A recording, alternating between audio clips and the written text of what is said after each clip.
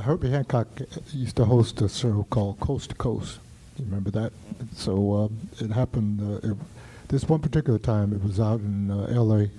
At a place called the China Club, and so my wife and my daughter, my youngest daughter, were out there, and this night they had an all-star cast of people. They had Lou Reed, Sting, Bonnie Raitt, B.B. King, and a guy, I guess Sting had seen, a guy named Vince. Who else? Bruce Hornsby.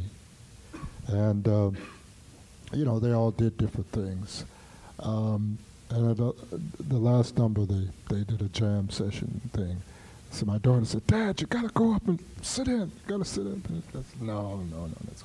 So I went and I sat in, with Bonnie and BB. I think we did Let the Good Times Roll, I think. And then Sting sat in, on the bass, and, we had a good time.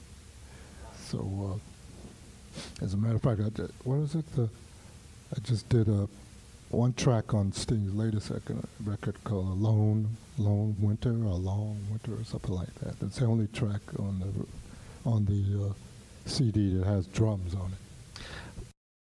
I just sort of ate and slept music. There would be on the Lower East Side a bassist named Herbie Lewis. He had a loft, and we would all, there would be jam sessions there 24/7. You'd go there, if you get off a gig, you'd go to Herbie's, and everybody would be playing. The rhythm section would stop, and the guys would go to sleep and get up the next day and keep on playing, So it was what do you call it?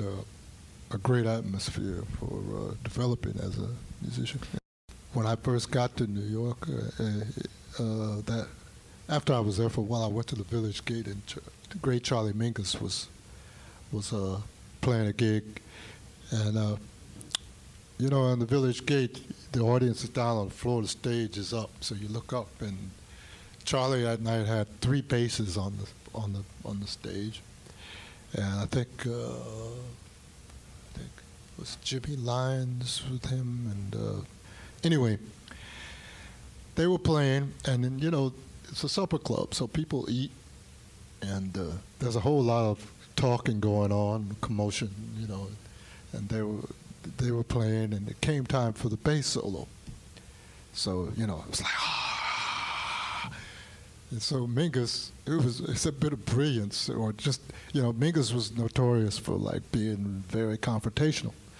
So, and, you thought maybe he was going to say, shut the fuck up, but he didn't. He did something pretty amazing. He said, well, it's time for the bass solo. He said, but I could see you all not interested in a bass solo. You're out there eating steaks. He says, so I'm going to join you. So he put his bass down, and they had the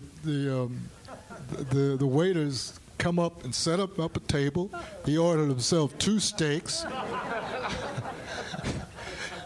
Sat down, he said, I'm going to join you. So he sat down and fraternized with the audience. Hey, where you from? Oh, that's a nice steak. And he said, boy, these are good steaks. So for his solo, he ate dinner. And the audience applauded him after he finished his steak. That was amazing, And I just thought, wow, man, that's really, he got their attention.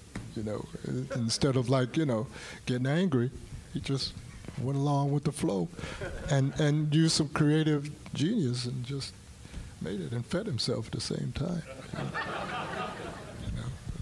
So, I just talked to Ron McClure before I got here, and he was saying when you guys were with Charles Lloyd, you would play sometimes these happenings where there'd be wardrobe. You guys would get dressed up, and you'd play bass, and Keith would play drums, and Ron would switch, and it'd be and people dug it. He said, "Yeah, there used to be a group out in San Francisco called the Committee, and So we played at the theater that they were at. So on halftime, we took an intermission.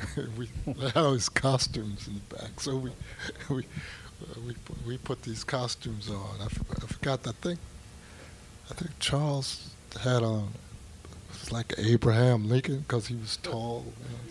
I forgot what I wore. I can't remember, but we put on these costumes and came out in character, you know, and played the second half of the set as these characters. You know, the Golden Beams, starting the Golden Beams label. I didn't want it just to be just a jazz label. I just wanted it to be. It was a label to where I could collaborate with musicians of different genres that I like playing with. So, you know, as it turned out, the first record I did, though, actually turned out to be something that wound up in a new age category, music in the key of Om. And I do some meditation and I do yoga. And my wife, who's a vibrational healer,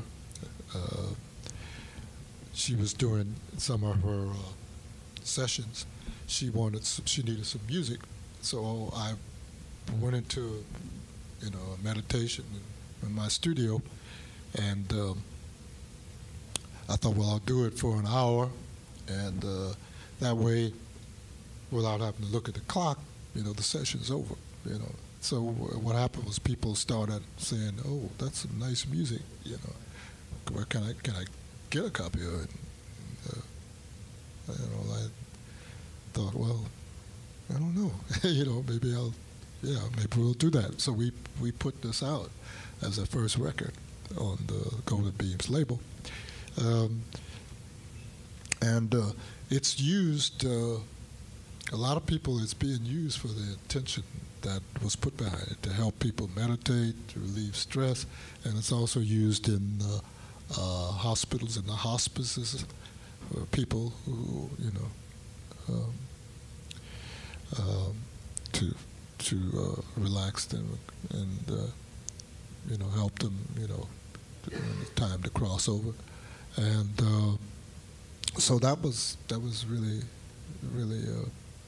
I really felt good about that, and then, you know, got nominated for a Grammy, and that was good.